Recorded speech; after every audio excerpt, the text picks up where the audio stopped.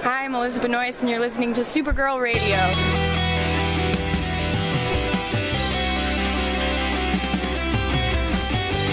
DC TV podcast. There's too many now! Exclamation point. Is becoming a human burrito a plus or a minus? I don't know. It does seem snug. I mean, they say you are what you eat. Oh no! Yeah. So I do a podcast called Supergirl Radio, and one of our segments is Lena Luthor, Boardroom or Ballroom, because she looks like a boss in this coat.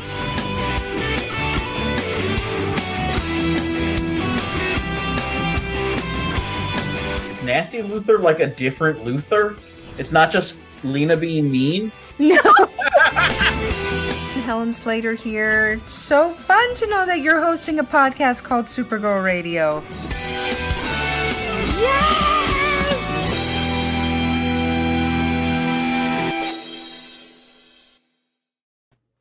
Welcome to Supergirl Radio, your source for all things related to the CW Supergirl TV series and the character of Kara Zor-El. My name is Rebecca Johnson. I'm Morgan Glennon. And for this episode of the podcast, we are live and wired to talk about Dreamer going from Supergirl's screen to the page in DC Pride, an 80-page anthology comic arriving in June, as well as some casting news. We finally got some casting news for the show's final Yay! Season. Only 2 weeks before it starts. So we will get into all of these new exciting details of the final show, the season of the show that the CW is finally wanting to promote. So let's get to the news.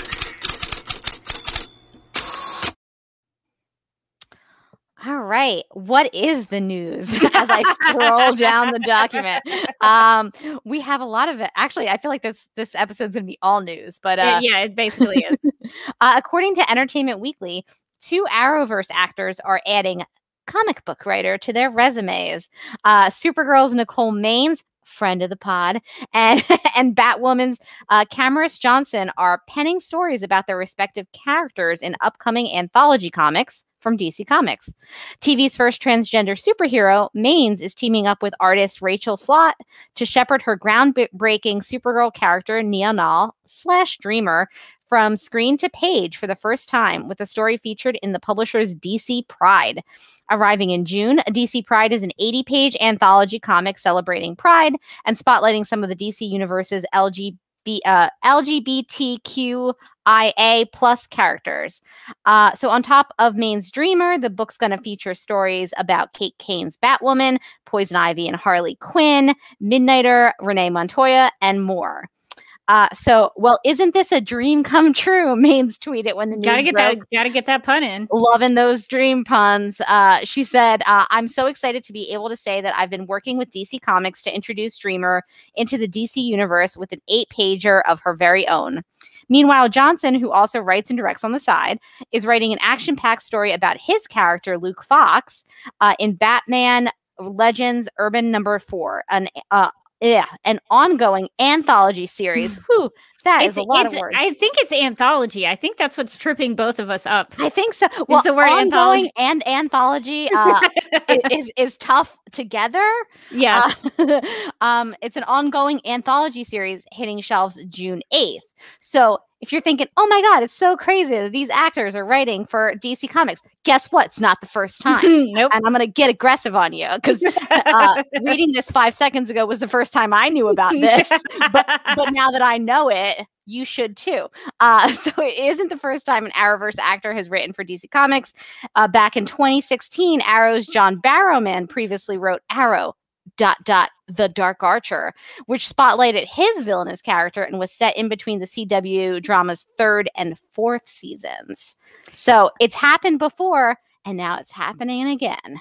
I sort of question John Barrowman's Merlin as a villainous character because they'd like to play both sides with him. He was sometimes, I guess he thought he was a good guy.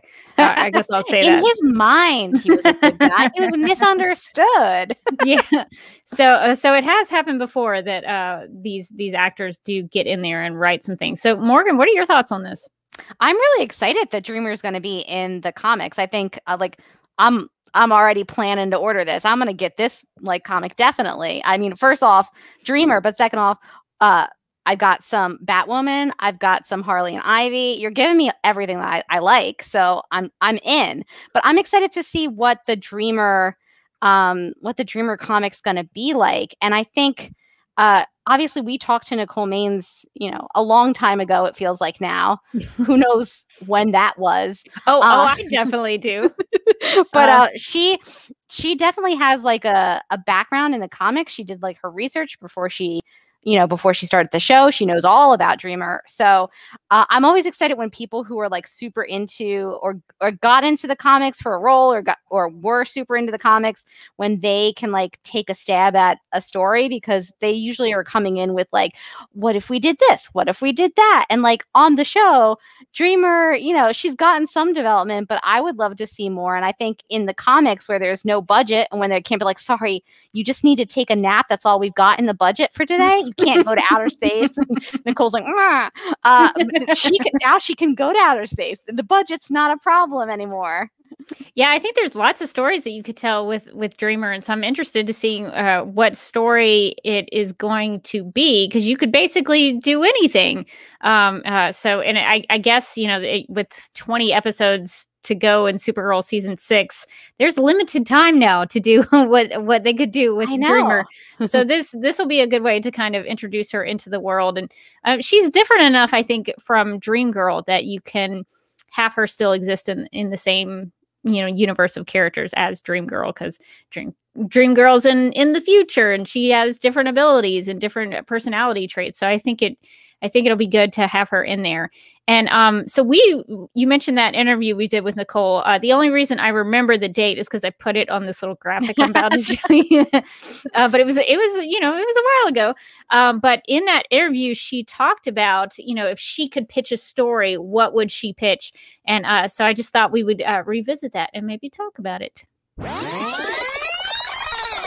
I would love to see her maybe go to Naltor at some point.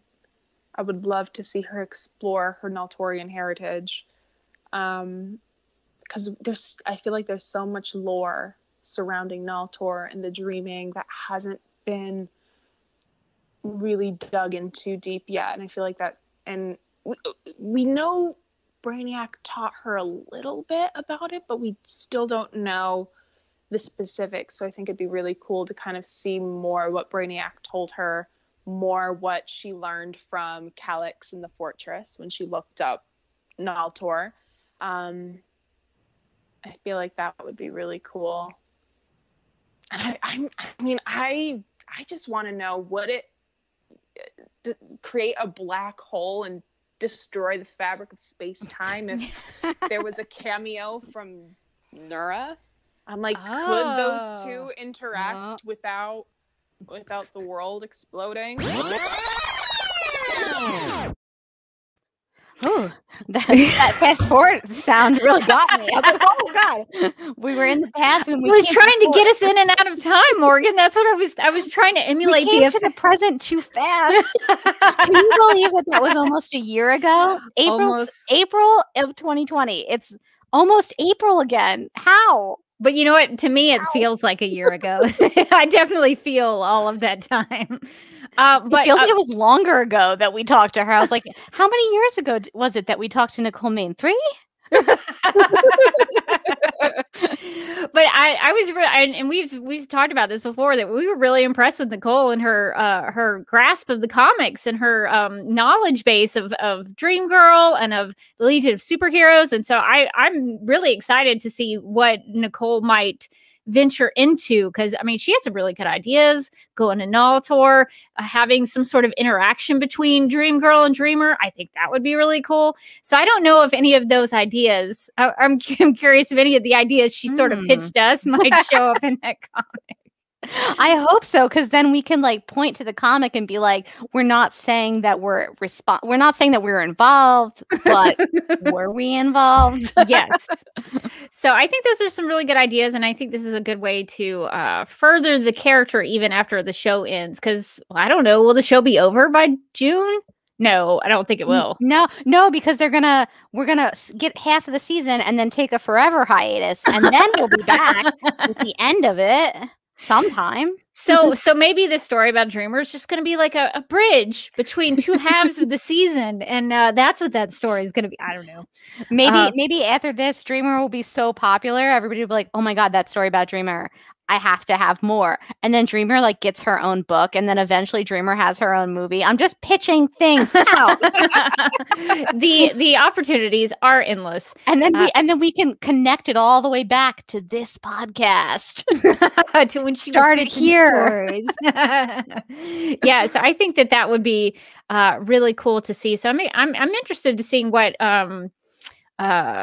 story they approach. I'm sort of assuming it will have some sort of storyline about Nia being transgender because it is in a Pride book, but I hope that there's some real comic booky elements that she gets to pull from, and maybe there's some Legion of Superhero stuff, or maybe Brainy shows up. So there's a lot of different angles that they could take with that. Oh yeah, there's so many different directions that they can go in that, and obviously it's not a very long book. It's 8 pages, but I mean, I think she could still get a lot done in 8 pages. Oh yeah, I mean, you can cram some story into 8 pages. That's why sometimes it's a little frustrating when those 24-page issues don't seem to make any sense that we've read in the past. It's like you had the pages, you just didn't do anything with them. I'm going to say it here. I think it's going to make more sense than parts of Rebirth. You think? I think so. Probably. So. I'll take you up on that bet. I don't think like what parts of Rebirth were like Nicole's inspirations. She's like, all I like is the ones where I don't know what's happening.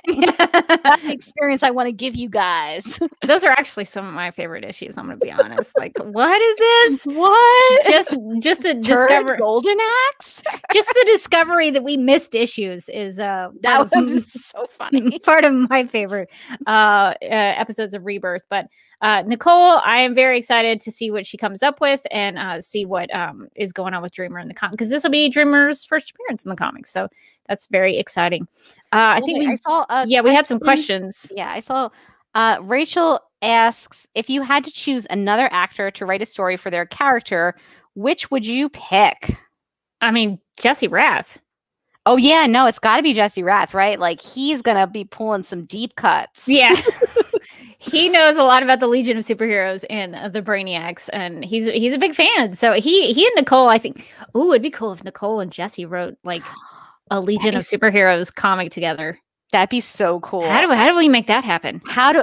Who do I give the money to make this happen? Like I just like slide across a $20 bill at DC and I'm like, hey, I've got an idea.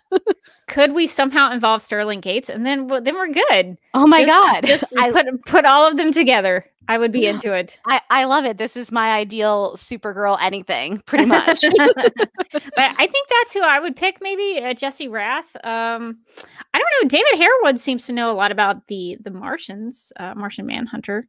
That's true. He seems to, at least early on in the show, he did his research into the character. So I think he would probably, and he's directed episodes. So maybe I don't know if he has an interest in writing. That would be cool. Melissa's a producer, a big shot producer now. Yeah. So, I mean, I would be interested. I mean, I feel like she's got such a good take on Kara. I would be interested in what she would want to explore more about Supergirl. Yeah, I mean, if she had a chance, that'd be a good question to ask her sometime. If we ever got a chance to talk to her. It would be. Like, if you could write a Supergirl story, what would you have? What would happen in that story? Yeah. And I know Ozzy Tesfaye is writing an episode of the final season, so maybe she has a story right. Oh my God, I would. A day in the life of Kelly. Give it to me. Give it to me. Kelly-centric. Maybe she just takes me down her resume and explains every job she ever had. It. She's like, and then I was logging all those tickets. The only one here. That would be amazing. I would read that. Let's see if we have any other questions or comments. Let's see. I'm trying to read down you would think this would be easier than it is, and it's just not. It's hard to keep like one eye on the comments and one eye like straight ahead, making sure I'm not making a weird face. Yeah, Abby says, Katie said we can see what Lena's comic wardrobe would be. Katie's a big reader. Katie McGrath. She's a big reader, so I wonder if she's ever thought about writing. I know those are probably not, the exact same thing, because you might be a big reader, but you don't want to write anything. But she knows a lot about storytelling, I assume. She does, yeah. I feel like a Katie Lena book would be incredible. And also, imagine Lena Luthor's wardrobe, but there's no limits on the money that you can spend. Like, imagine what that could anything. Be. It could be anything at all. I would be into that. So I think let's see, Katie says, this might be the first comic book I finally buy. I love LGBTQ villains and heroes, and I feel like we don't get enough in TV. Being a lesbian myself, I want to read and watch more LGBT stuff. Yeah, I mean, this is something that's catering exactly to you, and so I think that will be cool. So this and many cool characters in it too, like not just Dreamer, who obviously we have to love because she's on our show, but you get Harley and Ivy, you get Renee Montoya, you get Kate Kane's Batwoman. Like, there's so many cool ones that are going to be showing up in this. I feel like I'm like an infomercial for it. You should buy it. But I will. I think this Renee Montoya is going to be the Question in it as well. And the Question is a really cool character. It doesn't even matter who's playing the Question at the time, because there's two different questions. So I don't know much about the Question. So I have a question about the Question. Well, maybe we should watch some Justice League Unlimited. And then you'll learn a lot about the Question. The Question is basically like a crime solver, like a mystery. You would love the Question, actually, because you love like real crime stuff. I do. I'm a huge true crime junkie. Oh my God, this is maybe my ideal character. Yeah. The Question is when I think of the Question, I think of like a murder board with like all the stuff. Like that's what I think of the Question. So I think you would enjoy the Question. So yeah, there's a lot of good characters in there, and I definitely would buy more comics. Also, if you need some recommendations, let us know, because we have some reads we'd probably recommend to you. Yeah, that would be a long list. We'd be here all night if we recommended comic books to you. But definitely go check. I hope this will be, maybe for some people, a way into comic book reading. Maybe this is something that is interesting to them, and maybe like Katie, they'll maybe start reading comics. And I think because so many different characters are going to be in it, it's going to be a nice way into different characters that you've maybe never read about. So like, I'm coming in for Dreamer, but then I'm like, wait, what's this thing about the Question? And then suddenly I'm obsessed and I'm making my own murder board. I really think you like the Question. It sounds like it. There's a Question who is Renee Montoya, but I can't remember. Anybody in the chat remember who else? What other character is the Question? I've forgotten his name, but there's also a dude Question, and I forget why they changed Questions. I have a question about why there's a question about the. Yeah. So there are a couple comments in here about some things we're going to get to later. So we'll hang in there for that. We'll try to revisit some of y'all's comments. But yeah, so this is very exciting that we'll get to Taylor in the comics says Vic Sage is the other Question. Oh, okay. Yes. I believe that's the one on Justice League Unlimited. Oh no, Vic died of cancer at one point. Oh, well, that's sad. Well, at least Renee Montoya picked up the mantle. She lives on, questioning. Maybe in his memory. But now I'm curious. Now I want to read that story. Yeah, I know. Me too. Now I want to like dive into the Question. So yeah, suddenly I'm like, oh, the Question. I think I got to know more. I want to know all about the Question's mythology. That is very interesting. Very cool. Well, yeah, so this is very exciting because we're going to get Dreamer in the comics, and we'll probably, whenever that hits the stands or in your Comixology app, we'll probably review it and see what the story is and what it's all about. And maybe we'll try to see if we can get Nicole back on and talk about it. But we'll see into the show. she's like, I don't even remember doing this show. But yeah, so that'll be really exciting, something to look forward to coming in June. Okay, well, we also have some other news. This is funny because this came after the Dreamer story, so we titled this episode From Screen to Page. So we're going from a story about a character going from screen to page, but now it's we're going back to the screen because we actually got some television news. Maybe just like a flat circle around and around. So this is the one of the first things that we've heard about season 6. They've dropped a season 6 episode 1 synopsis, which feels a little spoilery to me. So we're not going to talk about it until we talk about the first episode. We've got this news we're about to talk about, and then some episode titles we're going to talk about. And then I think there were some photos that dropped today. I don't know. We'll decide when we get there if we want to talk about them, because I think those are spoilery as well. But so for this news, according to Entertainment Weekly, Cat Grant will appear in Supergirl's final season, but not in the way you might expect. EW has exclusively learned that newcomer Eliza Helm has been cast as a younger version of Cat. Well, I should specify.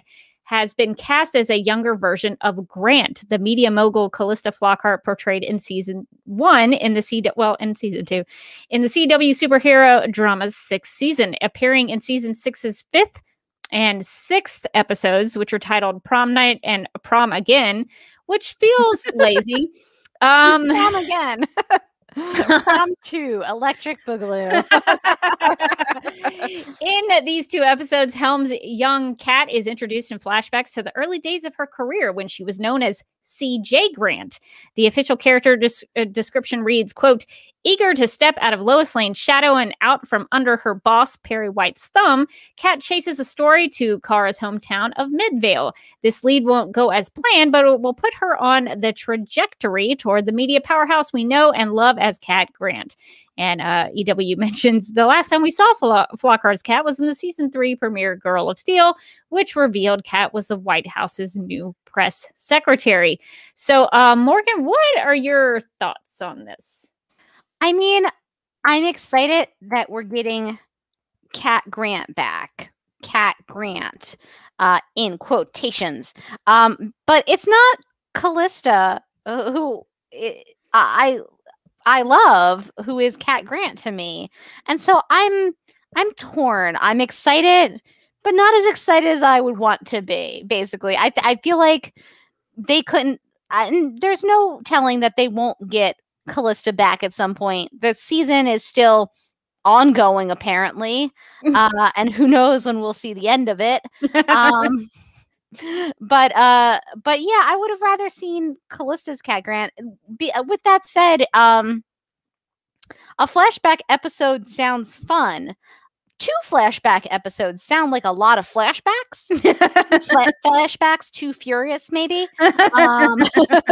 It sounds like a lot of, we're just flashing way on back there. Everybody, I guess, needed a break for those episodes. The regular cast, they're like, cool, everyone's young. I'm going to go just get a Jamba Juice. You got it, young Cat Grant, right? I hope that they get back the actors from Midvale, because that casting was so good, it kind of creeped me out a little bit. Yeah, I think those 2 actresses who played young Kara and young Alex are going to be back. And I did say just a couple episodes ago that I wanted another flashback episode. And so I cannot complain, because they were like, I hear you. I acknowledge you. Here's more than what you wanted. And so I'm like, okay, 2 in the final season seems excessive, but all right, that's fine. I'm excited to see what they're gonna do is like Cat Grant's story. Now again, I hope this isn't like back when I was a young Cat Grant, I went to Nick. I hope it's just like a car story and young Cat Grant comes into it, not like, this is about me, young Cat Grant. Remember me from a couple seasons ago. I'm taking over this show in its final season for 2 episodes out of 20. Out of 20. Now, I love Cat Grant, but that's a little bit much in the final season. But I mean, if it's like a young Cat Grant shows up in Midvale as part of like a young Kara story, then I'm excited about it. Yeah, that was my first thought as well. My second thought. My first thought was, oh, my whole idea of like having a Kara-centric final season of Supergirl is not so Kara-centric when there are 2 episodes dedicated to another character who wasn't even on the show anymore. It sort of feels that was my first thought, and I was kind of mad about it. But after a couple of days, I've kind of settled in and thought some more about it. The second thought I had was, it sounds like they probably tried to get Callista and they couldn't. So they wanted to have Cat Grant come back in some way. And this is their workaround, which I'm good with, because my whole thing is, final season should go back to the beginning.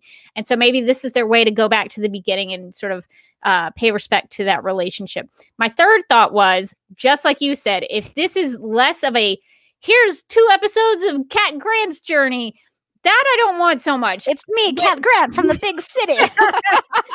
But if it is taking place in Midvale, young Kara and young Alex are probably going to be there. And if it was my show, which it's not, but if it was my show, it would be vastly different.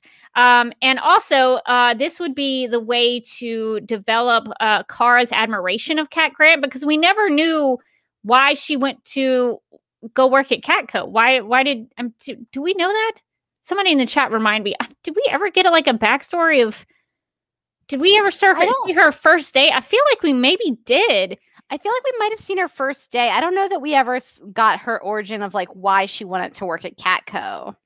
Yeah, and I don't think so. Maybe this could be the episode where she's like, "Oh, this lady's pretty cool. Maybe I'll try to work with her someday." And so if it's more tied to Kara's journey and Kara's time in Midvale and her developing the nose of a reporter, I guess, I think that would be my preference, because I love Cat Grant. I just want more Kara stories. So if that's the way they play it, I would be happy about it.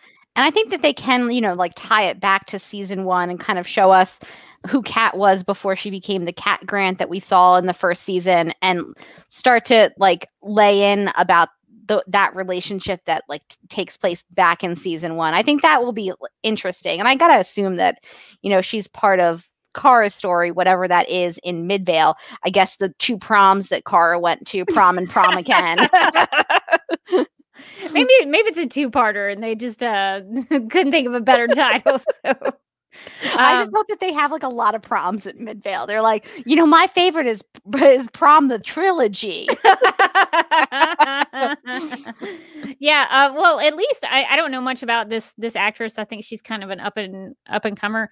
But she looks enough like Callista, I think, to pass as her younger ingenue self. So I think that will work, and hopefully she'll bring a little bit of that that Cat Grantness to Cat Grant energy. Yeah, and I don't know what that entails. Is she gonna be bossing people around? Is she gonna demand somebody bring her a coffee? I don't know. But I think that would be really fun to see what I just realized it would be really funny to have Lois in from Superman and Lois in this flashback. That's not happening. But the same age. And so that just kind of blows our minds even more. We're like, wait, what is the timeline? Well, Supergirl doesn't exist in Superman and Lois. So that's never going to happen. But it would be silly. It would be awesome, though, if Kat and Lois were there together. I would be really into that. Are there any other comments from the chat? Let's see. Rachel says, I feel like the episodes aren't going to be dedicated to Kat. She'll just have a story going through those 2 episodes that will intersect with Kara and Alex's story. That, I think, that's the better way to approach it, I think. I worry now that this is happening, because my whole thing was going into the season. I'm trying to go in with low expectations so I don't get disappointed. But I was kind of going into season 6 okay, they have 20 episodes left to really prove to me that they care about Kara as a character. And then I opened up this news and I was like, 2 episodes dedicated to Cat Grant. And then I was like, okay, now you're down to 18 episodes to prove to me that you care about Kara as a character. So they're going to probably prove us all wrong. And it's going to be the most Kara-centric episode you've ever seen. I sure hope Cat so. Grant. Cat Grant pops out of the corner and she's like, I'm here too. I'm concerned where it's going to be a 2-parter about Kelly and what she does, and another 2-parter about Brainy, and it's the season is slowly going to be eaten away by other character-centric episodes, and Kara's going to have 1 episode by the end of it. And then in the final episode, Kara's like, oh, hey guys, I've been here this whole time. I was just taking a nap over there. Yeah, so that's my concern. And Rachel, Rachel, just to sort of fact check me, she says, I thought we did see Kat hire Kara. I feel like that was a thing, but I couldn't place it. So we have a comment here that says, I remember a scene where Kat pulls out Kara's resume and she had written reporter in red ink, which good memory. I did not remember that. That's the season 1 finale, I think. Was it? Oh, yeah. So. Is that when she was like, really, I want to be a reporter? And then, yeah, because the second season was our boy Snapper Carr.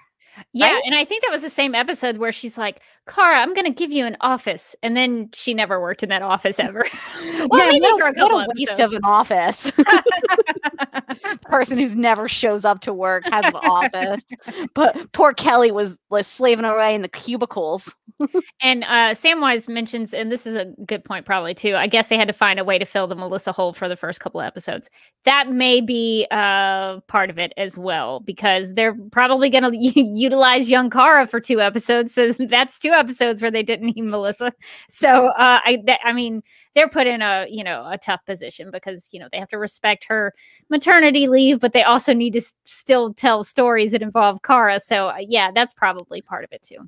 I think it's a clever way to still tell a Kara-centric story, but like let Melissa have some time off is to do a flashback and have it be young Kara. So I think that's really cool. If it's not just like, hey, it's me, Kat Grant. What is Midvale all about?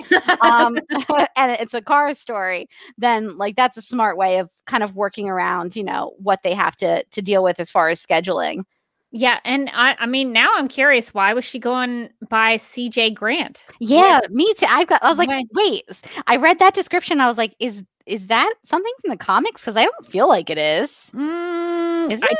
I don't know. I've only known her as Kat Grant in the comics. So this is the first time I've ever heard her referred to as CJ Grant. So this may be the really specifically the way she becomes Kat Grant, literally, with the change of her name.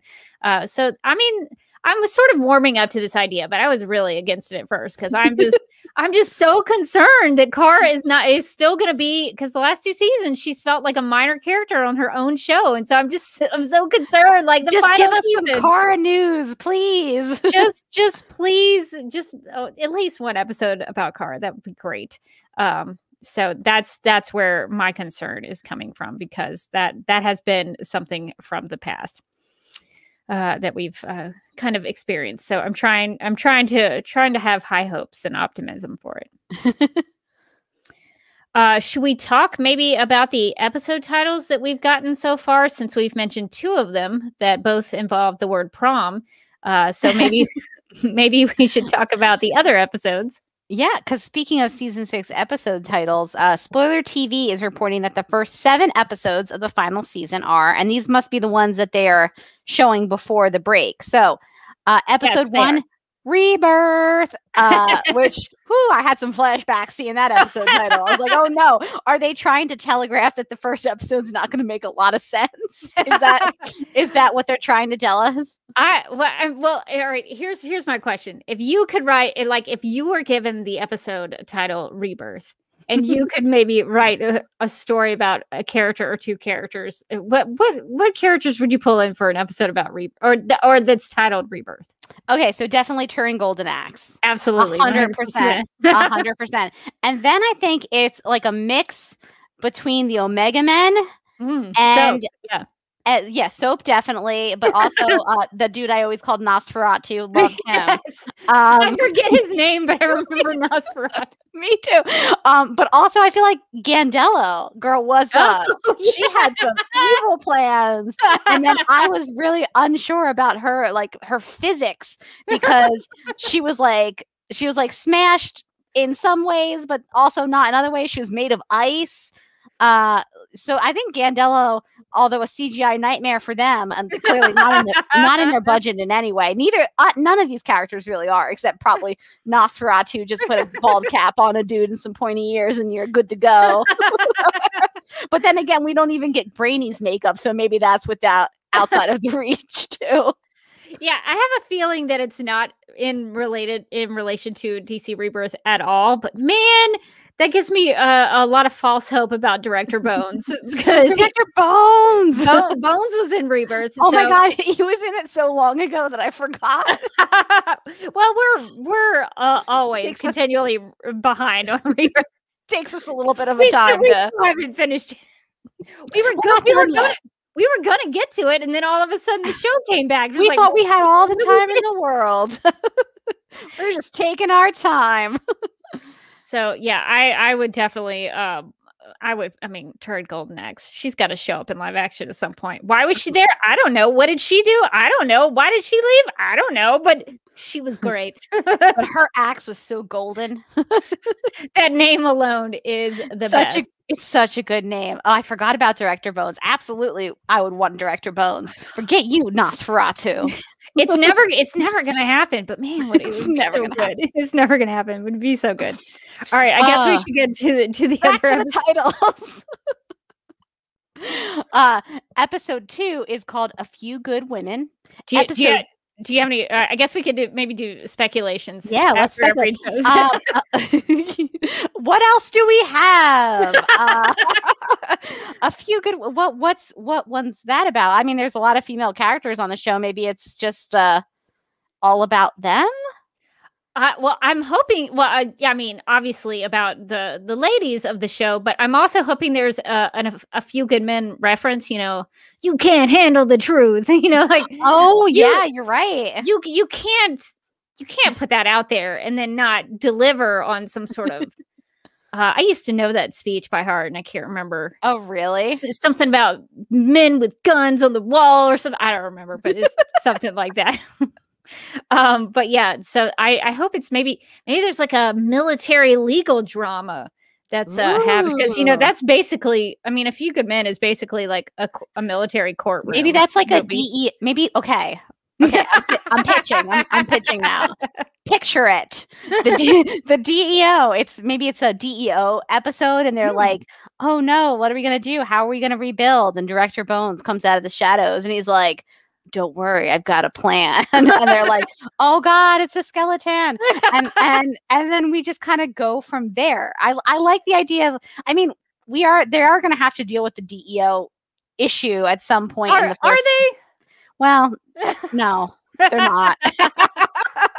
Good, solid point. I mean, I think they should, but I don't know that they are. But they could do that. Whoops, done with that. We tore the building down. It is no longer.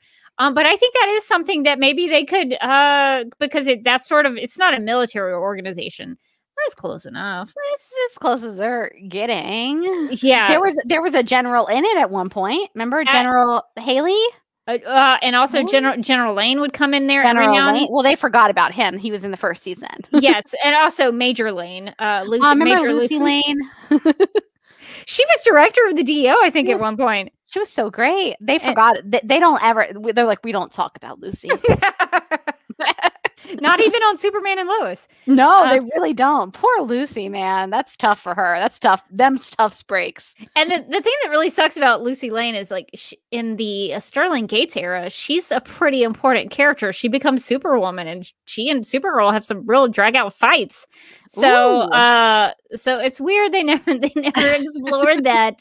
I thought they were going to go there, and they never did. No, they dropped those Sterling Gates homages pretty quickly once they got to season 2. It was like, it's all over season 1. And then season 2 is like, not doing it anymore. We're tired now. We're just so tired of reading comics and doing research. But yeah, I mean, I kind of think that if you do A Few Good Women as a title, it should have an homage to at least Tom Cruise or Jack Nicholson. You got to put someone in there. I'll even take a Demi Moore reference if that's all you got. I'll take it. All right. So should we go to episode 3? I think so. So those are the first 2 episodes, Rebirth and A Few Good Women. Episode 3, Phantoms of the Opera. Now, who's going to have the mask on, and who's going to say, "Sing to me," and who's going to sing? I think that's the question I have coming from that one. Do you think that they all go to the opera? They could go to the opera, or they could have some phantoms from the Phantom Zone. Oh, what if the that was the more disappointing option I was for like, Morgan. everyone in formal wear. Everyone. I was already imagining what Lena Luthor was going to wear to the opera, and it was going to be nuts. There was probably it was going to be like a giant like boa that was like or maybe like a headpiece that kind of comes around a giant collar. Definitely. It was going to be very like Fifth Sense-esque. She's going to come out like an alien from a different universe. But yeah, probably Phantom Zone makes more sense. What if the aliens from the Phantom Zone attack during the opera? See, that would be perfect. We got it. We got it in. Claudia says maybe Kara's going to sing. I mean, you could do that. Maybe she's taking her Broadway debut. So I think that, all of those options, good ideas. Good ideas. Maybe it's about a haunted theater. Theater. I if it is about the Phantom Zone, why is it about the Phantom Zone? Is my question. It's a good question. I don't know. It's amazing that in a show with Supergirl, my mind immediately went to, oh, it's about the opera. Oh, of course they're going to the opera. Not like the Phantom Zone, which is like a huge part of Superman mythology, but like, ooh, they'll all be in opera dresses. Well, because like the Phantom Zone, they've only talked about in regards to Kara and her pod being there and kind of why she's stuck for so long. So, I mean, season 1 was all the escapees, right, from the Phantom Zone, essentially. Well, yeah, Fort Ross, right? Fort Ross was in the Phantom Zone. Yeah. Whatever happened to those people? They're just who knows post crisis. Okay, here's what I want. Right, they go to the opera, and Supergirl bumps into a couple of the Phantom Zone prisoners, like the Fort Ross prisoners, but they've completely acclimated to society now. They're just like going out for a night out. They're like, oh, dude, it's Bobby just got a promotion. We're taking him here as a celebration. And Supergirl's like, ooh, well, I mean, I guess you're good. Yeah, that could work. Like Brian the Alien, they're just scamps now. I mean, I think we need to circle back to Brian the Alien in the final season. Where is he? We haven't seen him since, was that season 2? Was that the last time we saw him? Season 2 or season 3? We haven't seen him in a while. We haven't seen him in a long time. I'm really concerned. What if he's all the rights anymore? What if he does? Oh, I almost asked this question. What if he doesn't exist post-crisis? No. The cruelest cut. Brian the Alien. Oh man. So I see a comment in the chat. It says, if you recall, in season 5, episode 1, the villain of the day was sucked into the Phantom Zone in the theater where Kara got her a Pulitzer. Yeah, I remember that because the effects were not great. I remember because they were in a theater and she looked all fancy. So my mind immediately went to, oh, what if they went to the opera? Well, I'm hoping, because I'm pretty sure I pitched this many times on the podcast, but I would love to see Supergirl get stuck in the Phantom Zone. Well, I have to say, if you look at the next title, this could happen. Oh. Because title number 4 is Lost Souls. Oh. So that feels Phantom Zone-y to me. A little bit. Phantom Zone. So looking at that list, it looks like the flashback episodes are after that. What if she's stuck in like the Phantom Zone and she was like flashing back on her life? And that's how they like write her out for 2 episodes. That actually would be a good way to do it. If Kara's stuck in the Phantom Zone, do you need Melissa Benoist? I guess they could, when she comes back, she could be like in the Phantom Zone. What if the Phantom Zone effects are like they are in Supergirl the movie, and so Melissa Benoist is just kind of hanging on a wall, and then they just superimpose Peter O'Toole like flying down. She's like, I don't know that guy. You give that a hard time, but that's my favorite sequence, or my favorite sequences in that movie. Or No, the it's Phantom Zone. absolutely like the best sequence in the like. Peter O'Toole was like, "I know what this movie is, but I'm giving it my all." God bless. Yeah, I mean, I think of it because I mean, Supergirl has a real history with the Phantom Zone. Supergirl the movie, she's stuck in the Phantom Zone. On Smallville, she's stuck in the Phantom Zone. It would be weird to me if they went all this time with Supergirl and she never went to. I mean, she's already kind of been in the Phantom Zone, but you know. But they talk about the Phantom Zone, but we've never seen the Phantom Zone. Yeah, it's such a big part of Superman mythology. I mean, I feel like let's see what's in there. Can you imagine? So the rainforest was amazing because it was like they were like, oh, this is a scary place, but it's trees. Yes, and forest. What do you think that the Supergirl version of the Phantom Zone looks like? I want it to look like Tron. Ooh, that would be cool. Right? It's just and low budget, right? They're just sticking up some of that that tape, like that illuminated tape on the walls. They call it a day. Just turn off some lights, you're good. Yeah, I like dark. I like the interpretations where it's like a desert place that's just there's nothing there and it's just horrible. I don't particularly like the Supergirl the movie where it's like green goo everywhere. I'm not a big. Is there a green goo scenario? I think in Supergirl the movie, don't they like have is it the he asked her to drink that stuff. Do you remember that the squirt? Oh yes, and there was like I just remember like green gooey kind of things. Right. There was like a little pond of goo. And he's like, just take a squirt. She's like, ugh. So I'm not really into that, but I kind of like the desert wasteland look. So Linda says like Dune. Yeah, I guess kind of like that. So I would be into that if we were going to see the Phantom Zone. So I'm trying not to get my hopes up about seeing the Phantom Zone, but that's possibly where that's going. So we'll see a comment in the chat that said, what if the Holy Trinity, aka Kara, Alex, and Lena, got sucked into the Phantom Zone and had to work out their issues through teamwork? I would watch that. That sounds amazing to me. Like, sign me up for that episode. That's one I want to watch. Especially like if Kara and Lena have to like work out their issues and they're like really mad at each other, but they're also just in Tron or they're in the desert and Lena's like, forget about it, I'm leaving, and she just stomps off and then she just stops and then she's like, there's nowhere to go. Are they riding motorcycles as well? Don't they have motorcycles in Tron? Yes, they have the light up motorcycles. Yeah, so everybody gets a light up motorcycle. Alex would love that. Alex would be so excited. Alex would be like, I love it here. I'm never going home. Well, they already kind of did Kara, Alex, and Lena in the rainforest. That's true. Yeah, it could be a throwback. Oh yeah, going back to some early seasons to circle back to it. Yeah. Yeah, I don't know. I'm like I said, I'm hoping that I don't get my hopes up, but it's a possibility. So I guess what are our last episodes that? So then we've got Prom Night and Prom Again. Which are our two. We have been confirmed those are our Midvale flashback episodes. Do you think it's going to be like a Groundhog Day?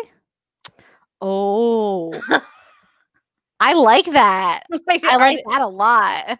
I think it's just a two-parter, but no, I want it to be Groundhog Day now.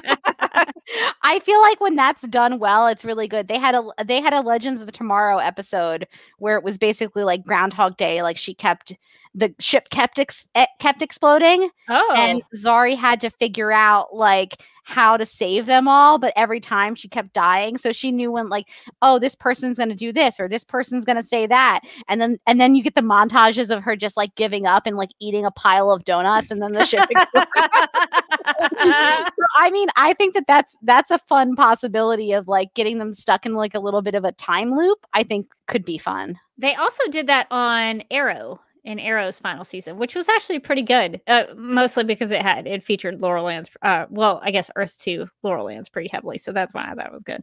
But yeah, so they also did it on Arrow. So why not on Supergirl? I think it's possible. Exactly. Or maybe they just it's the Midvale.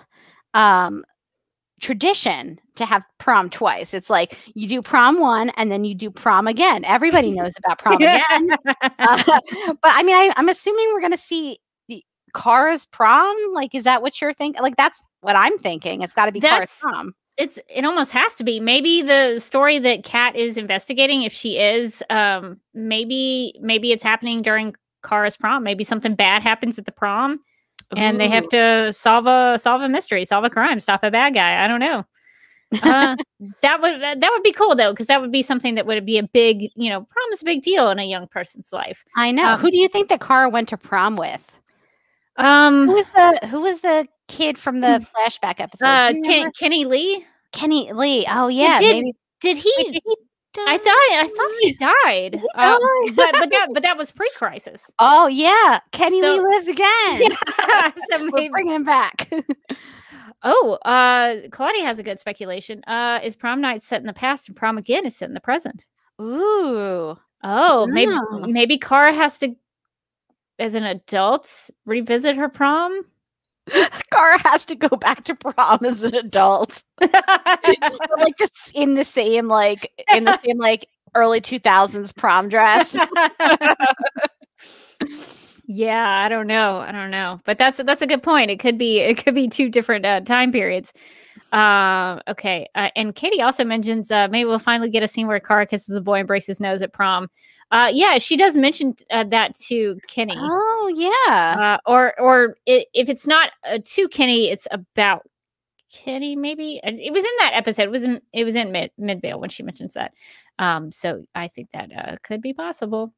Oh, Abby makes a good point though. She says maybe it's a reunion like what they did for Smallville. So like maybe Kara goes back for her Midvale high school, like a reunion. Yeah. But then she's like, oh God, it's just like prom again. I did that in my Shatner. All good possibilities, all probably going to happen. Linda also says, hopefully it's not William and Kara going to a dance. This could maybe, if they were going to do the William Kara romance, that would be a good way to do it if they had them go to some sort of dance. Oh, yay. I'm not saying like that's my preferred epised, but yeah, I mean, like, if they're pushing that romance and she's going for her high school reunion, you've got to do something. It's got to go with her, I guess. But I mean, we don't know that that's the case. You're going in low expectations for that too. I am. They have to really wow me to get me on board of that relationship. Yeah, I mean, if you're dedicated to that, if you really want that to happen, you've got to start setting that up. You've got to sell us all, because I feel like you got 20 episodes to do it. You really got to sell it. So that starts right off the bat, hopefully, to really get us invested in that. So I guess let's go. We have one more episode to talk about. And that is episode 7, Fear Not. But not is spelled K-N-O-T, like a knot. Uh-huh. Fear not. I like the punniness of that. I have no thoughts about it though. What if she is in the Phantom Zone and facing her fear? What if she's just in the Phantom Zone for like the first half of the season? I would be into that. Honestly. Fears. I kind of like that. And then by the time she gets out, she's like, "Guys, I'm really good at motorcycles now." And she gets out of the Phantom Zone and she looks like Furiosa from like Mad Max Fury Road. She just, like comes out. There's somebody behind her playing like a fire guitar. She's like, it was real in the Phantom Zone. Yeah, I don't know what Fear Not is about, but I'm very curious. But that's I think they would probably usually episode 7 or 8 is usually like that break point, like during a winter break. Yeah, that's true. So that could be a cliffhanger into the first half of the season. So I don't know what that is, but if it's it's interesting. There's Phantoms of the Opera, Lost Souls, and then Fear Not. So that could all be possibly related to the Phantom Zone. I don't know. Maybe that's because I'm. But I feel like it's also because we've gone down them one by one, and we're trying to string together a narrative. So it's like that thing where it's like, do you see the person's face or do you see the bunny? Like we're putting our ideas. Is the dress blue or gold? Yeah. Yeah. No, I think it's because we want to maybe see the Phantom Zone, and so I think that's Kanisha has a good speculation. What if Fear Not is like Tie the Knot with Alex and Kelly? Maybe this is an episode where they get married.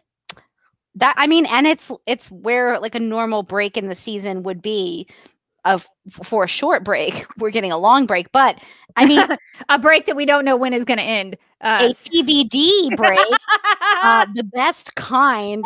But no, that kind of naturally feels like a place where you put a big event, and so like a wedding where something goes awry at the wedding, because none of these weddings ever just are a fun wedding that everybody attends and then like they wake up the next morning, they're a little hungover, and then they just get a brunch. Like it's one time they actually got attacked by Nazis from another Earth. So yes, that's what happened.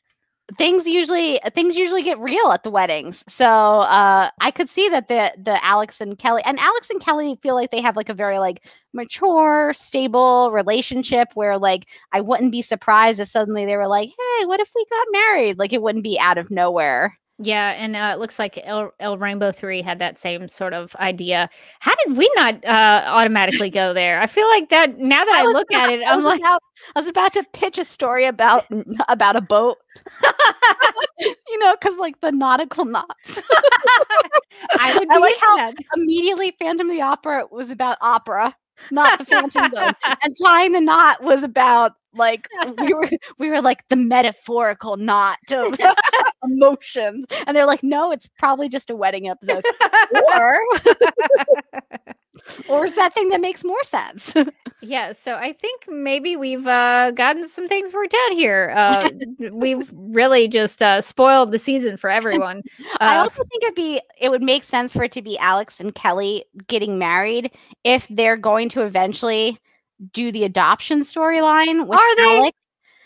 Because I feel like don't they have to? They have to. They broke up Sanvers, a very popular relationship on the show, because Alex wanted kids so badly, and then they forgot immediately that she wanted kids as soon as they wrote off the character they needed to write off. And so I feel like they have to pay it off. They have to, because not only I feel like Alex fans deserve that as part of her character journey, and Alex and Kelly fans deserve that, but like Alex and Maggie fans deserve that to have still been the reason they broke up and not just for no reason.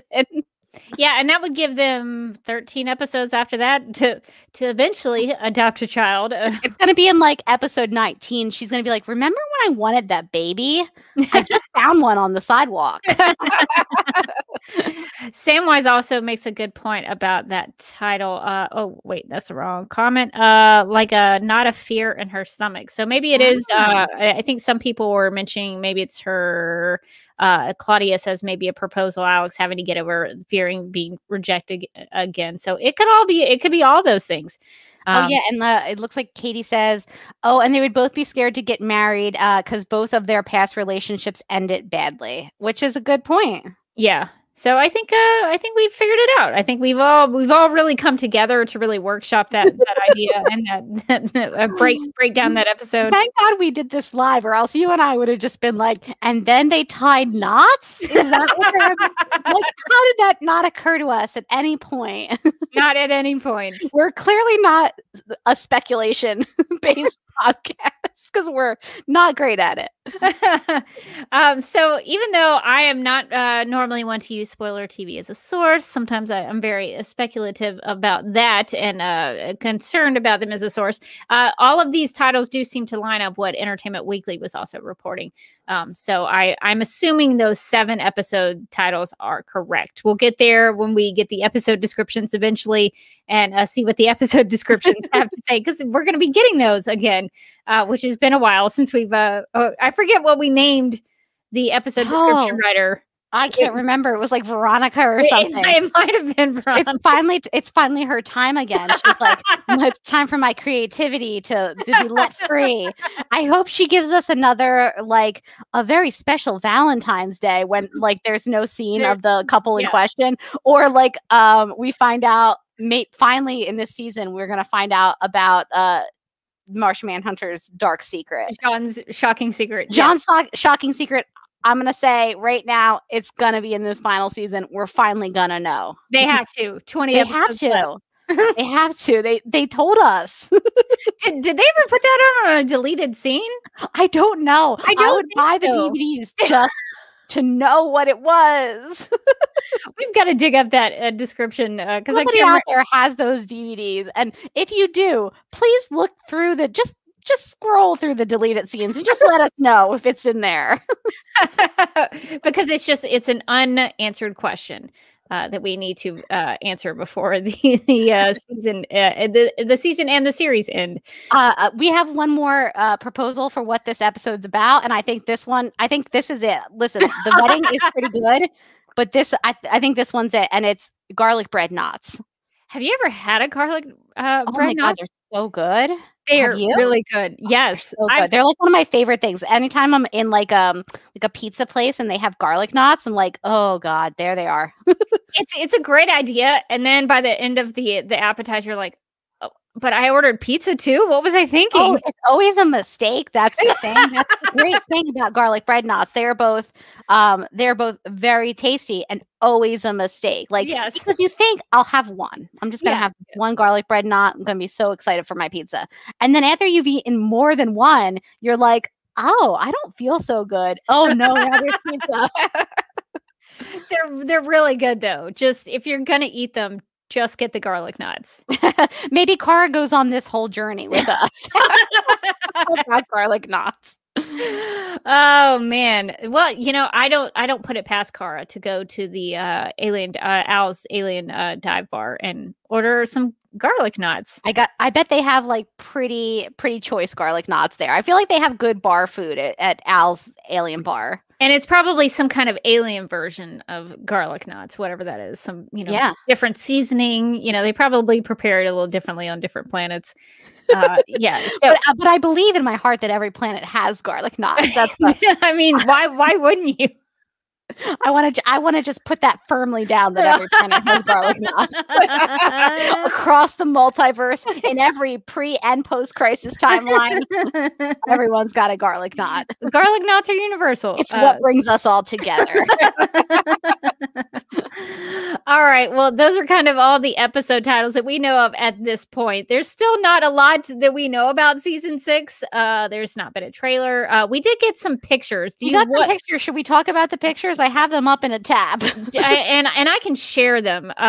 Some of them look a little spoilery, but since we don't really have a lot of news, I guess might as well. So here, I'll see if I can share my screen and we'll take a look at it. From the description of the episode, and I'm not going to get into it too much because the description was pretty descriptive. But it seems like episode 1 is Rebirth is more like rerun of season 5, and like they're trying to wrap up all those storylines real fast. Yeah. In this episode. I wouldn't be surprised, honestly, if they're using some of that footage from the episodes that that got compressed together.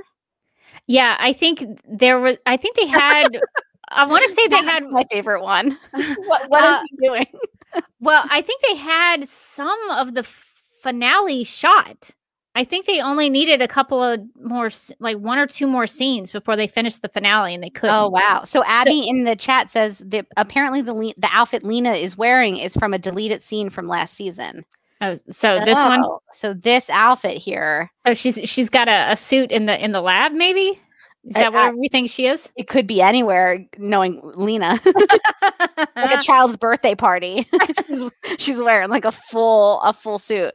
It looks like she is in the lab because I see like, I don't know, what looks like lab computer monitors of some kind. With like graphics and stats. All things she needs to know. It's like, pull up my stats on the computer. Yeah, and it looks like we maybe got Supergirl in the Fortress. Yeah, I mean, so this is an important question, a very important question. Are the bangs a season 6 thing, or are the bangs a holdover from season 5? this is an interesting question because I've seen some What is the bang continuity? because I've been so starved for Supergirl stuff. Normally, I don't look at the set photos, but I have been for this one to see what the heck is going on. And I think some of the pictures she doesn't have the bangs. So I think that's making it even more clear that this first episode is going to be, and I'm not saying this in a mean way, but like a Frankenstein of like whatever footage they had left over from last season to kind of like wrap up that storyline. So I don't think that we're going to know. In my opinion, we're not going to know a lot about what season 6 is going to be about until like the end of the first episode.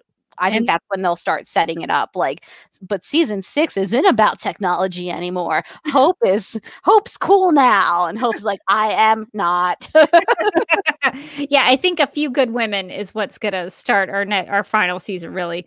So that could be really interesting if the bangs signal the end of season 5.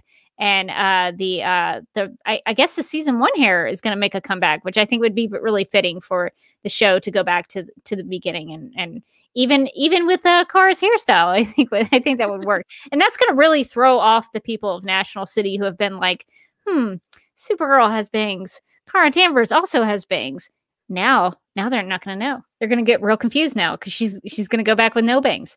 Ooh, yeah, that's going to be a puzzler. She is. Oh, Katie makes a good speculation. Maybe she grows them out while she's in the Phantom Zone. That could be it. I think we've figured it out. We're really writing season 6 as we go. I think we really are. We've really figured it out. No time to cut your bangs in like the Dune hellscape of the Phantom Zone. What else do you have to do? Nothing. So you might as well cut your hair while you're there. So it doesn't look like Supergirl is by herself. Looks like Lex is in the fortress with her. Some people on Twitter, I think, made the good call that I think this is maybe Alex's kryptonite sword from season 1. So maybe the kryptonite sword is bringing a comeback. I thought it was like a child's lightsaber. It also could be that. If it's a kryptonite sword, I hope it looks better in action than it does in this small still, because I was like, what is that? What is he holding? Is it a baton? Is he conducting? We're right back to the opera. I brought us back. The opera could be in the fortress. Now that would be that's a choice. That really is a choice of what you're doing there. They're going all out for this final season. So that brings up a lot of questions for me. If it is the kryptonite sword, that's dangerous for Kara, who is also in the fortress. And Lex seems to be celebrating, very happy about what's going on. So that seems to be very concerning for Kara. So I don't know if maybe this is when she gets sent to the Phantom Zone. Ooh, maybe something happens. We're just gonna assume she goes to the Phantom Zone. We're gonna be totally wrong. We're gonna be so wrong. we're just going with that premise for now. All right, so let's see what else we got here. So this is more Supergirl in the Fortress, notably with the Daft Punk suit. Yeah. Oh, I was about to say, why is her S shield all lit up? But I forgot about the Daft Punk suit because she doesn't have the helmet on. So that's interesting though, because isn't that an anti-kryptonite suit? I thought so, but isn't the helmet like an integral yes, part of that?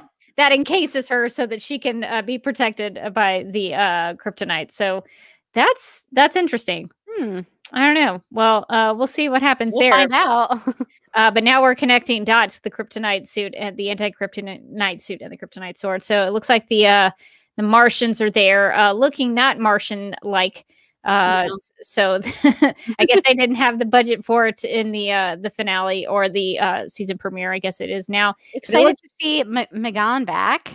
Yeah, love Megan. Hope she gets to stick around more in the final season. Maybe she's connected to Jean's storyline for the final season.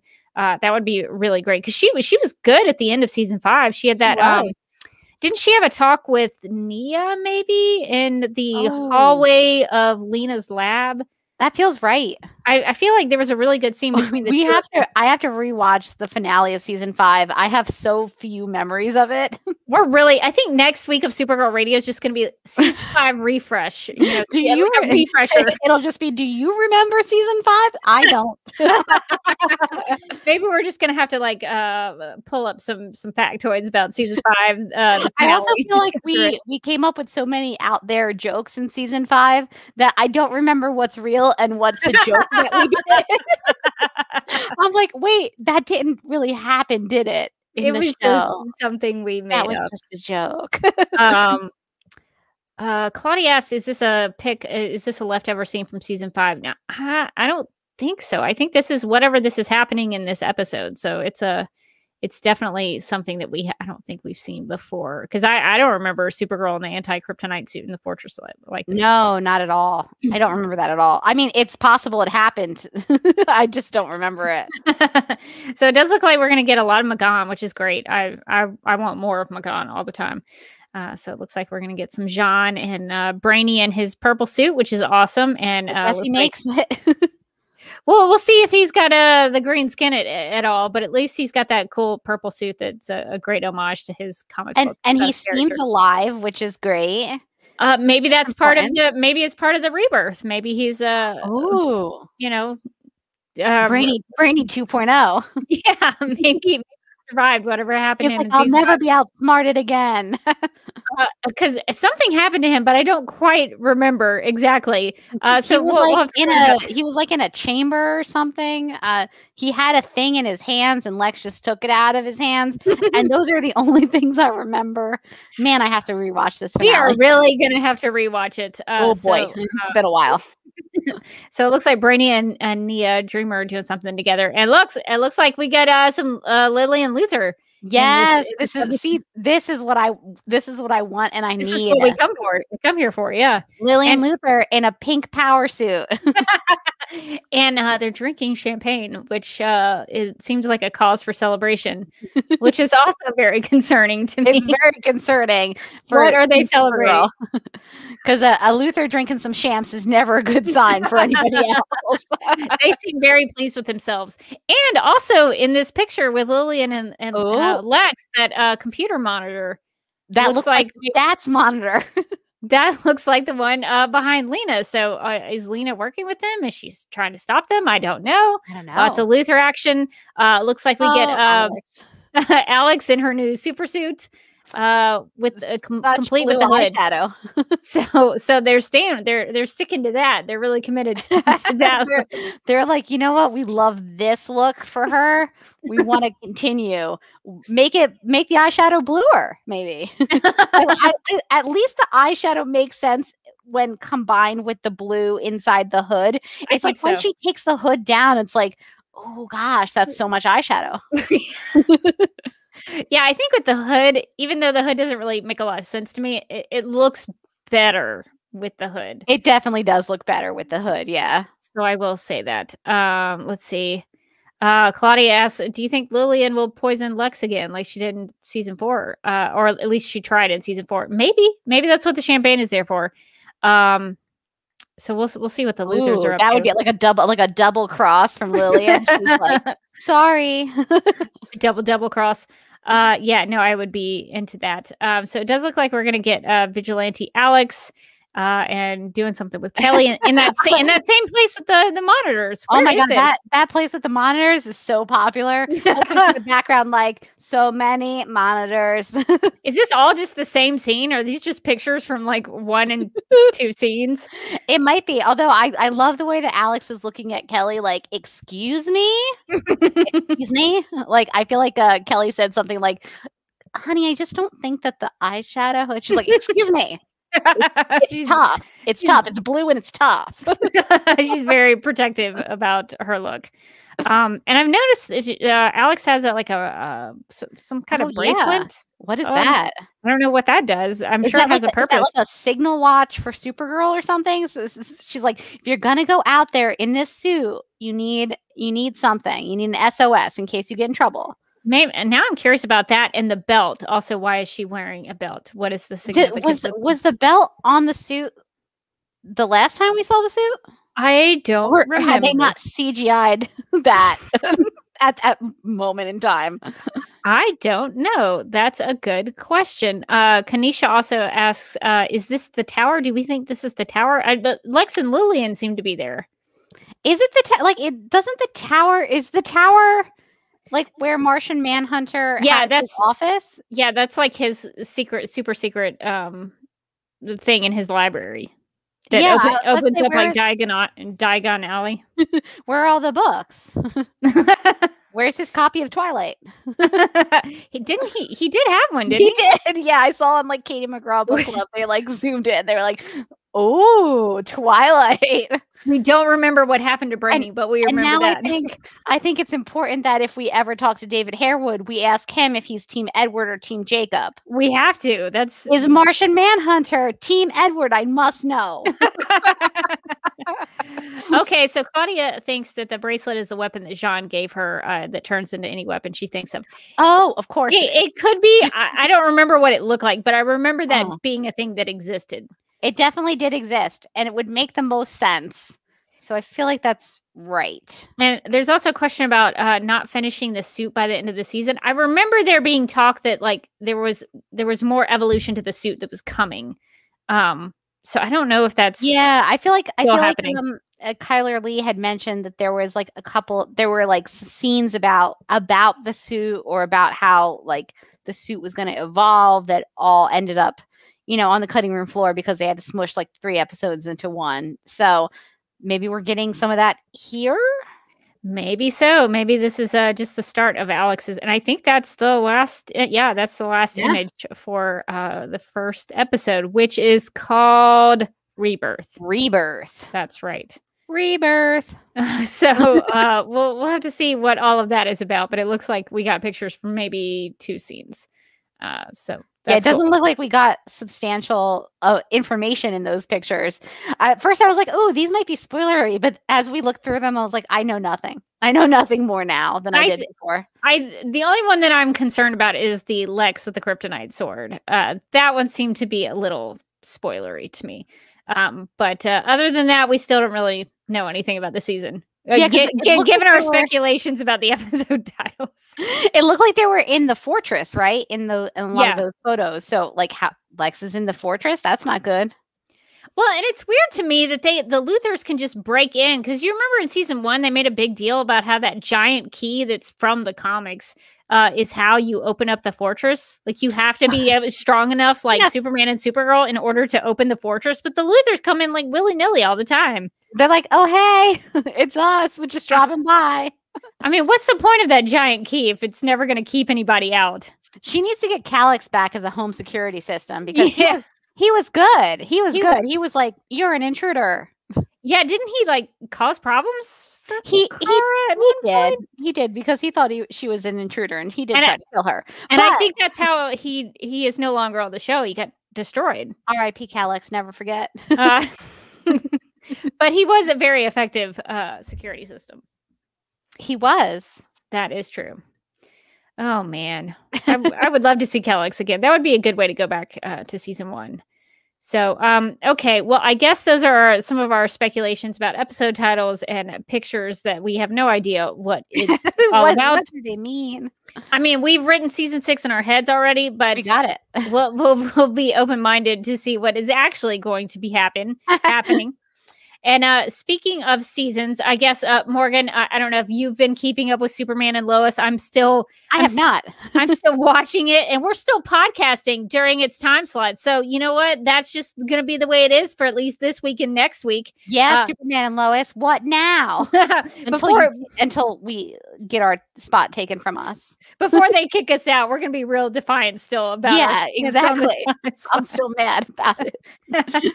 But so something interesting happened at the end of the 3rd episode of Superman and Lois, an episode titled "The Perks of Not Being a Wallflower."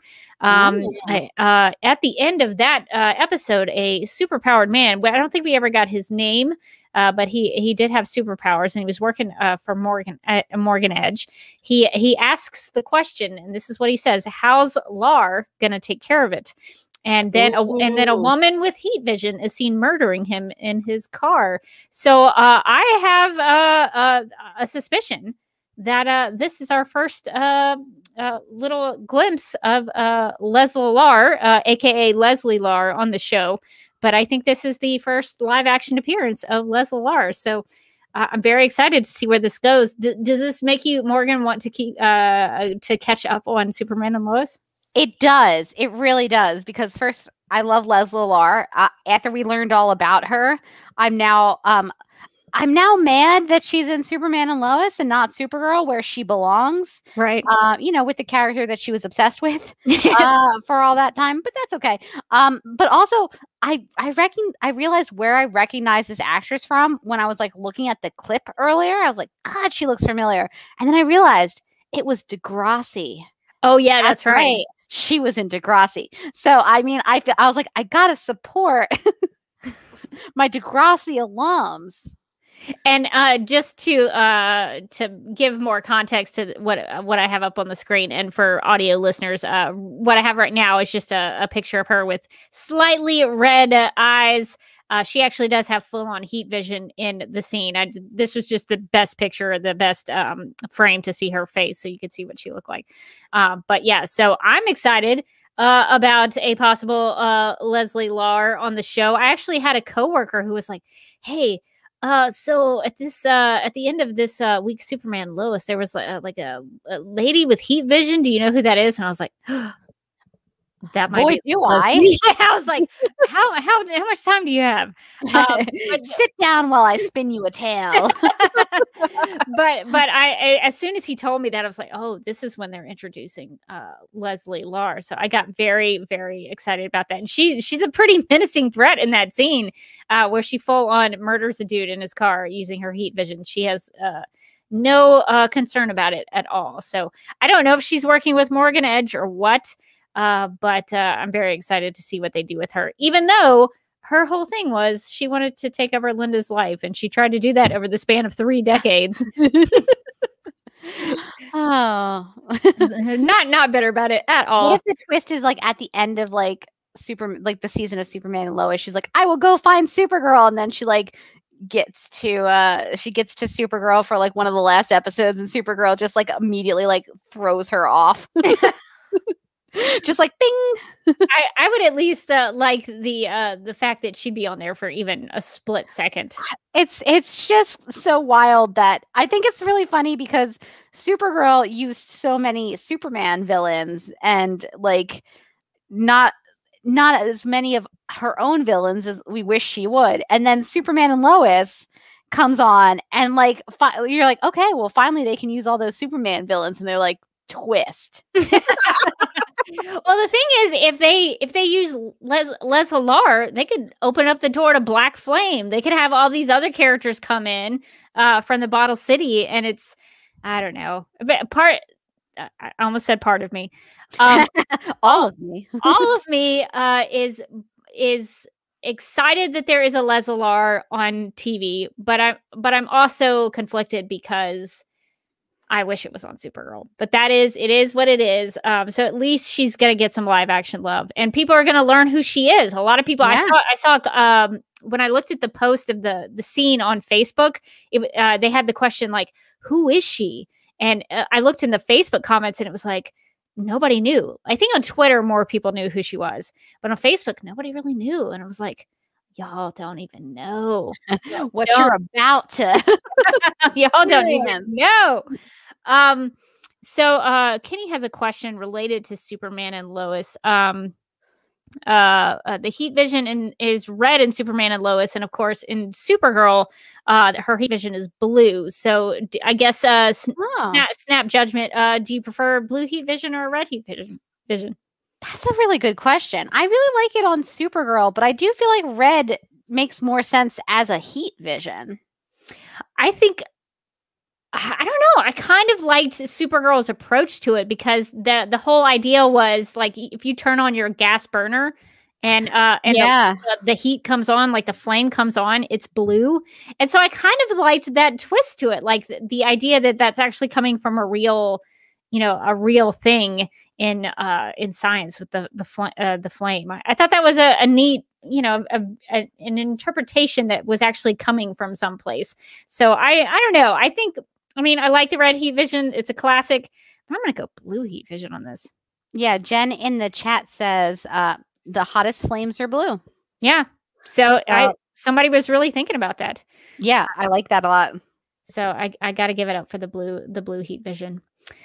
All right. Well, do we have any other questions before we wrap it up? We were really just going to talk about some of these news items, and that was going to be kind of it for this episode. It feels like this is short for us. It is, and yet somehow we've pitched a whole half season to them. We're like, here's what you can do, free ideas. Well, if they'll never take them, but they should. No. We had some really, really good ideas.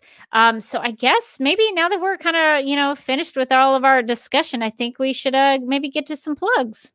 If you would like to contact Supergirl Radio, you can post a comment on our website at supergirlradio.com. You can email us at supergirlradio@gmail.com. If you'd like to leave us a voicemail, you can call us at 678-718-7252 and make sure to write and call in before Tuesdays at 6:30 p.m. Eastern. You can like us on Facebook and follow us on Twitter and Instagram, all at Supergirl Radio. You can listen to us on Apple Podcasts, Stitcher, iHeartRadio, Google Podcasts, Radio Public, Podchaser, and Spotify, where we also have a Spotify playlist that includes music featured on and inspired by the CW Supergirl TV series. We are listed on DC's fan page, which you can find at dccomics.com/DC-fans. If you like what we do, we encourage you to give us a rating and write us a review on Apple Podcasts and Stitcher. You can find links to everything I just mentioned on supergirlradio.com on the right side of the page. If you enjoy our Supergirl Radio live streams, make sure to subscribe to the DC TV Podcast YouTube channel and hit that notification bell to get notified when we go live and wired. DC TV Podcast also has a TeePublic store, so if you are in need of some new DC TV related t-shirts, tank tops, sweatshirts, onesies, mugs, notebooks, pillows, or stickers, go to supergirlradio.com and click on the TeePublic store link at the top of the page. Supergirl Radio is part of the DC TV Podcast Network, so if you also like The Flash, Legends of Tomorrow, Black Lightning, Titans, Doom Patrol, Batwoman, Stargirl, Superman and Lois, and the upcoming Green Lantern, Justice League Dark, and Strange Adventures shows, and DC TV After Dark, you can subscribe to the DC TV Podcast Mega Feed on Apple Podcasts. Follow at DC TV Podcasts on Twitter, and like DC TV Podcasts on Facebook, or else. This has been a message from Hope, inhabiting the Flash vessel, also known as New Rachel. And speaking of the TeePublic store, we've got some Dreamer designs. If you want to check out some t-shirts and mugs and all kinds of things that we have in there about Dreamer. So definitely go check that out. The link you can find on supergirlradio.com. And I think I might also have it in the video description for this live stream. If I don't, I'll put it in there. But you can definitely check out things on our TeePublic store because we've got a couple of Dreamer designs now. And we would like to thank our Legion of Super sponsors for supporting the Supergirl Radio Patreon. These sponsors include Michael, Sam, Anne-Marie, Grout, Yvonne, Quinn, Jessica, Nicola, Leslie, the Supergirl Radio legal consultant, Abby, Irmgard, Miriam, Cherie, Donna, and Nicole. And if you'd like to become a Legion of Super sponsor, visit patreon.com/Supergirl Radio. We have 4 tiers of monthly memberships, and we appreciate you helping us keep the lights on. It helps us with our Libsyn fees and our StreamYard fees and our Wave fees. So, so many programs, so many fees, so many fees. So you're literally helping us do the podcast. And so we've got a couple of bonus Patreon things up now. You can learn about Bunsen. You can, my cat. He's got a special spotlight on Bunsen. And there'll be some features of editing. If you have any video editing questions, you can let me know, and I'll go over some things. So I'll probably be doing a little of that. We'll be doing a lot of different things. So maybe talking about some of the nerdy things that we have collected, or whatever we think about that week that we want to talk about. So you'll be getting extra bonus Supergirl Radio. You'll keep getting exclusive. You'll keep getting the regular Supergirl Radio quality content you get every week. But the Patreon is for if you just want a little more. Just some bonus stuff. We also have tiers where you can like suggest a topic for us, and we'll talk about it. Yeah, and you'll be on the podcast. So so we have a snappy listener. You can come make snap judgments with us. You can make snap judgments. Mike is always like, I don't want to be on the whole episode, but can I just like come by for the snap judgments? I'm like, no, whole episode you can't just come by for the snap judgments. But you can actually come by for just the snap judgments. You could if you join as a snappy listener. We also have we also have a tier about reviews of DC TV shows and films. So we'll be getting started. I think we need to get started on that this month, Morgan. So we'll have to start our first review of that. So definitely check out the Patreon if you want more Supergirl Radio content. All right. Well, you can find me on Instagram at the Derby Kid. Take a picture or two a week, hopefully. So you can definitely go check me out over there. I also have a YouTube channel, youtube.com/duckmilkprod. Latest content, a lot of Snyder Cut stuff, a lot of Zack Snyder's Justice League. I'm hoping to maybe put out a video tomorrow if I can get it edited. I shot most of it a long time ago, and I've just put it off and put it off and put it off. So I'm hoping to maybe get something posted tomorrow on Wednesday before Zack Snyder's Justice League actually is out. Oh, geez. When does it come out? The 18th. That's in 2 days. So that's coming up fast. Are you taking off work the day it comes out? You're just gonna sit down 4 hours in? So I may not get a chance to watch it until the evening. So I'll probably do all of my do a social media blackout. I know I'm not going on anything. I'm not looking at anything. So I'm probably going to do I've got a lot of videos to edit for my job this week. So I'll probably just be editing a ton of stuff all day, and then by that time comes around, I haven't decided on my menu though yet. If anybody has any suggestions on what to snack on for a 4-hour movie, let me know. I mean, did you see that they were doing a thing where they'd sent you out a meal kit service? The movie's I purchased it. Did you really? I did. It's not getting in here until April, so it's kind of pointless. But I'll still be watching it though. That's the funniest thing, that the meal kit doesn't come out the day. Yeah. It might for some people, but maybe because I ordered it late. That's so funny. But I ordered it pretty early, so I don't know why it's not getting here until so late. But eventually I'll let everybody know. Maybe that'll be a Supergirl Radio bonus material. I don't know. Your bonus material should be unboxing. I might actually do that for my YouTube channel though. I might, because I have a lot of Snyder Cut stuff there. That's true. But yeah, no. You think I didn't get that? Of course I got that. I saw it and I was laughing so hard because it's more than we pay for our home delivery. It's worth it. For 2 people. This is a one of a kind thing. The funny thing about the Zack Snyder's Justice League is I think there's been more promotion and more attention to this than there was the first time around for Justice League. Oh, I think that's definitely true. I've definitely heard more about this one. Yeah. The last one I was like, oh, isn't there a movie coming out? I don't remember the chance to order a meal kit. No.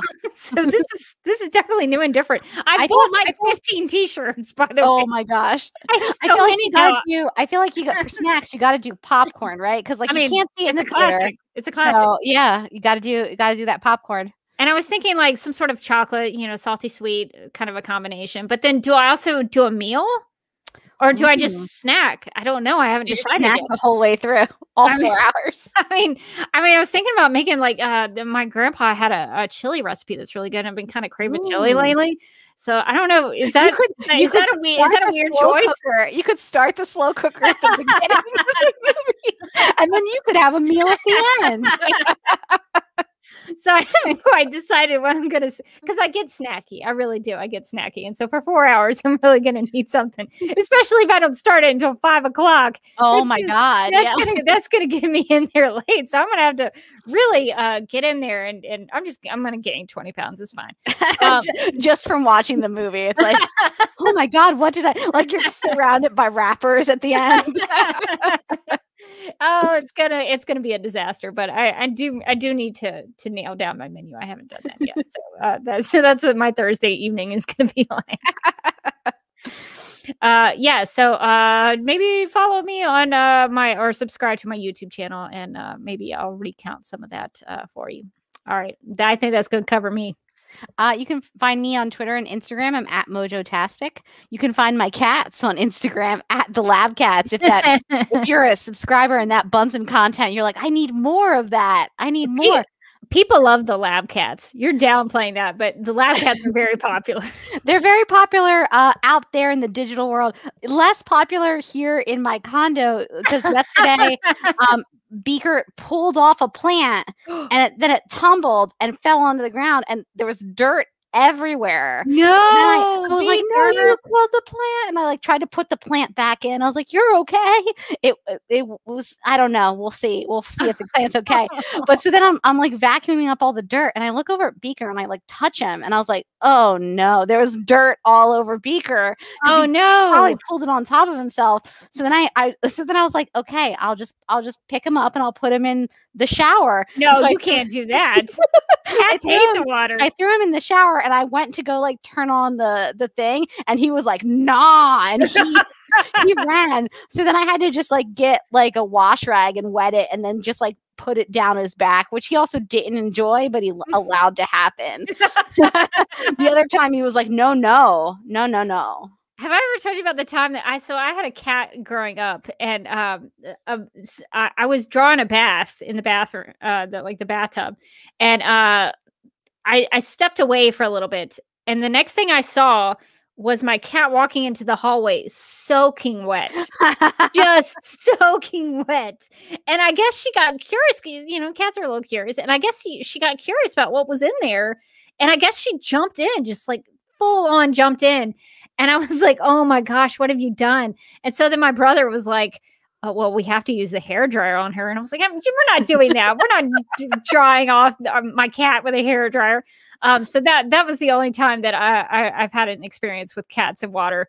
Because I think she immediately recognized she did not like the water. She's like, oh no, I don't want this. She hopped right on out. So that was pretty funny. So cats notoriously hate the water. So you can find fun stuff like that at the Lab Cats on Instagram. And then you can also find me as a co-host on a DC After Dark or DC TV After Dark, as well as the Legends of Tomorrow podcast. And on the Legends, we're doing a live stream this Thursday. We did an episode on queer representation in media and TV. Oh my God, almost a year ago. It was like in June. And so we're finally getting to that feedback is the thing. We got a lot of feedback from that episode, and we kept promising people we were going to read it. And then we didn't for almost a year. That's okay. You're getting to it now. It's okay. Within the year, I feel like that's the grace period, right? Like a lot of things happened last year. Yeah. So I think people get it. It was a big year. So we're finally going to get to reading that feedback and kind of talking about Legends, because Legends is coming back not as soon as Supergirl somehow. How did that happen? About that way before Supergirl. That is so weird that is the case. So we're trying to get prepared. That was very strange, because I remember you saying that like Legends was coming back and had not a release date, a premiere date. And so I was expecting, okay, well, Supergirl's probably going to come after. And all of a sudden, Supergirl is beating Legends to the premiere. Very strange. Yeah. Surprising. Surprising to all of us. So shocking. Well, I guess that gives everybody a lot to look forward to. a lot of podcasts to listen to, a lot of catching up with the Legends of Tomorrow podcast. That's very good. And don't feel so bad, because I think maybe next week we'll on Supergirl Radio we'll address some season 5 feedback we never got to either. So maybe we'll try to remember season 5. Maybe that'll be how we get into the season 5 refresher for next week. So don't feel so bad about that. We're getting to it eventually. We will get there. All right. Well, I think that's going to do it for this episode of Supergirl Radio. But until next time, I'm still Rebecca Johnson. I'm still Morgan Glennon. Only 2 more weeks until the start of the final season of Supergirl.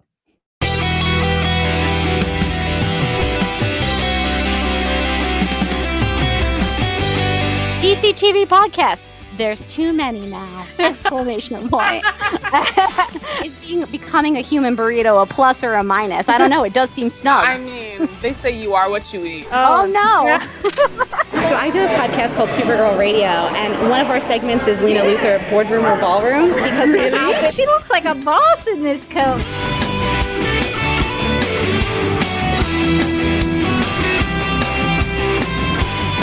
Is Nasty Luthor like a different Luthor? It's not just Lena being mean? No. Helen Slater here. It's so fun to know that you're hosting a podcast called Supergirl Radio. Yeah!